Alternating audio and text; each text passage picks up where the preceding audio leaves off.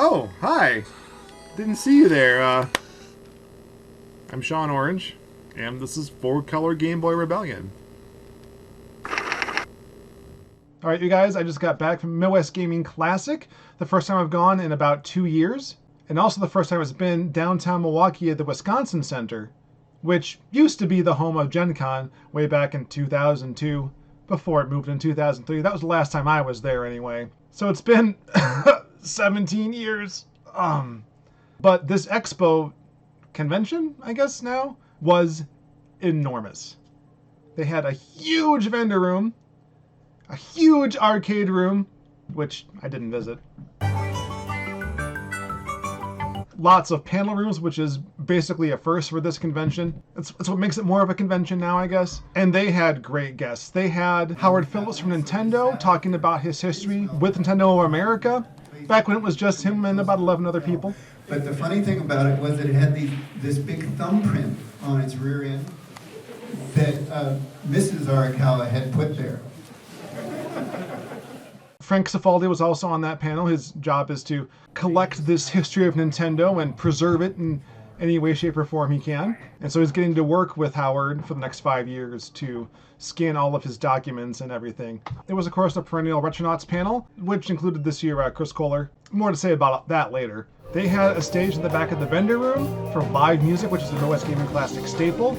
My favorite was the band that played NES music while someone was actually playing the game in front of them.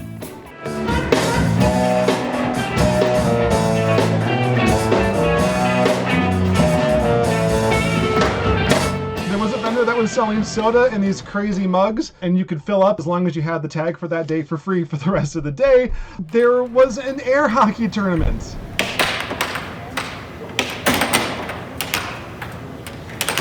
It got pretty intense. And yes, for those who are curious, this is the convention center with the famous, infamous Polka button. Doing it live.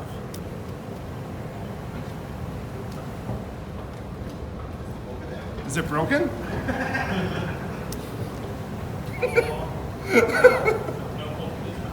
But this year, like always, I went on a mission and spent most of my time in the vendor room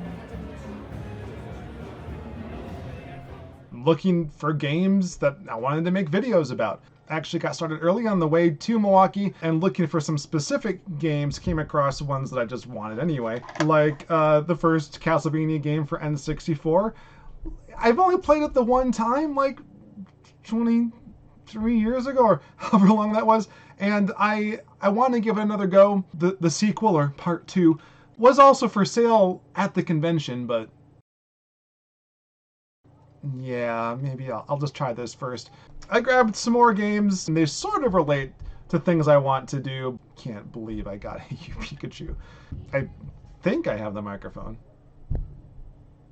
I also found these things that aren't technically my pile of shame because I only just bought them, but games I've wanted to buy for a long time. Nonetheless, I still think that counts. But mostly I've been looking for a bunch of titles that I need to finish the videos that we have planned for the Spring Into Action series. A lot of what spurred what we're going to focus on had to do with the podcast and talking about things like Pokemon Let's Go, Tetris 99, including I picked up my first copy ever of Pokemon Yellow, been playing through that, and then Phil Bond comes and says, well, you know what you can do with Pokemon Yellow, right? And I did end up finding a copy of Pokemon Stadium at Midwest Gaming Classic. It was $18 there, a decent enough price. There was one that was $13, but the label was a lot worse, so I paid $5 for a label. What are you going to do, right? But then I saw things like Excite Bike 64, which we mentioned in an early video but never actually got to play before. So I'm pretty excited about that too.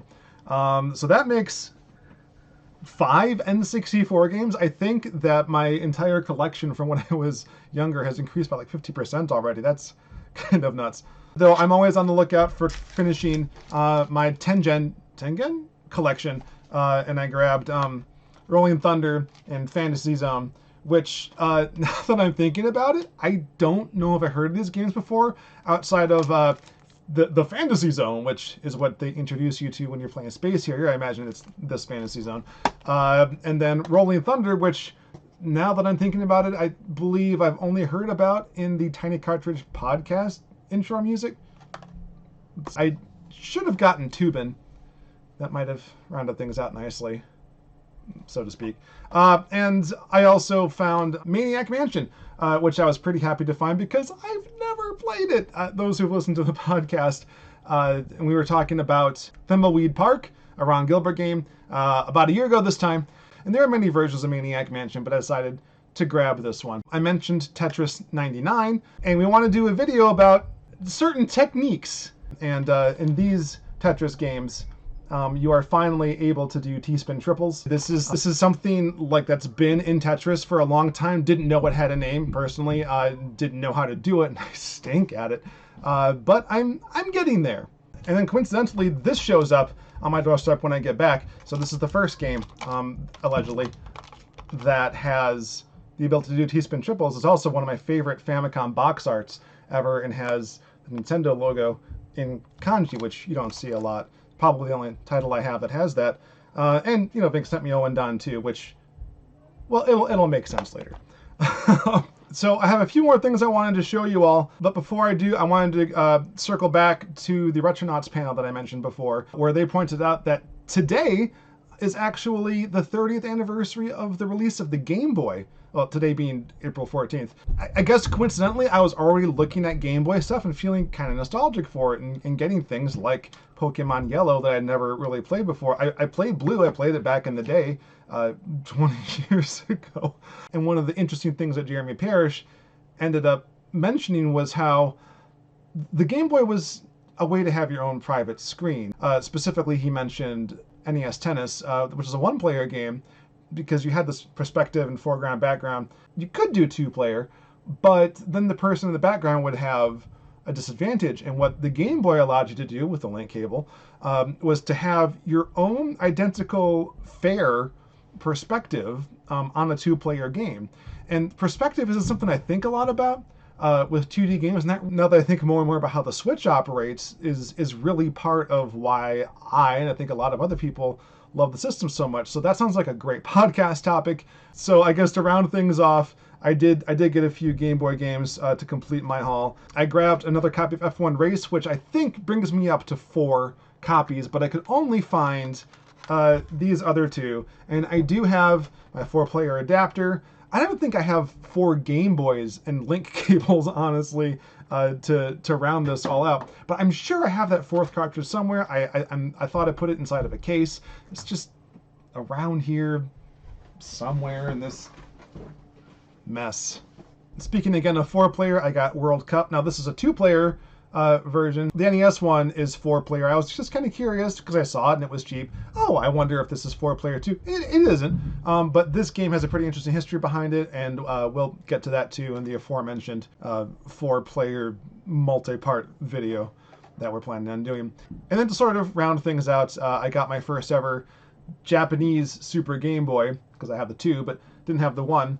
And then for the first time ever, got Super Mario Land. I've had 2 forever, but I didn't really like the first one when I played it.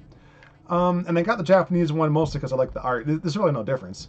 All that conversation convinced me that I needed to buy just one more thing that was unique to the Game Boy, which also came up during that particular panel. And it is this. This Game Boy camera.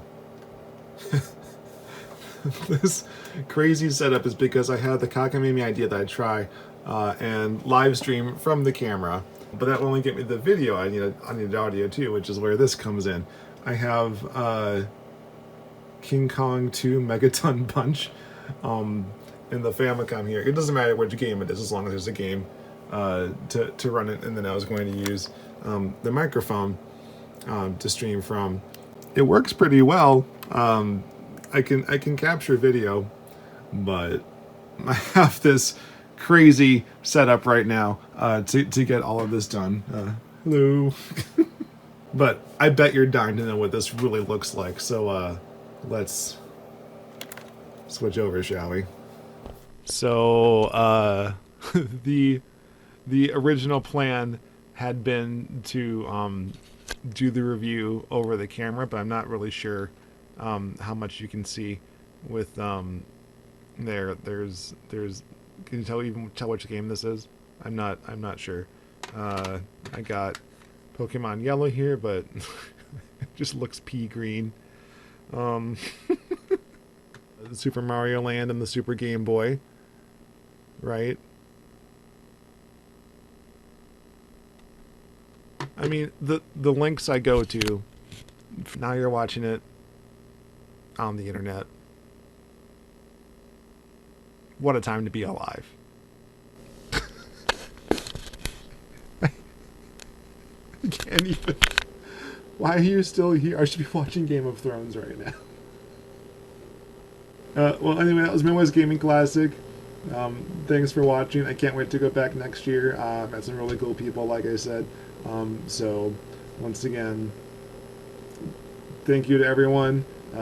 Miss you, Powet guys, and I'll see you next year.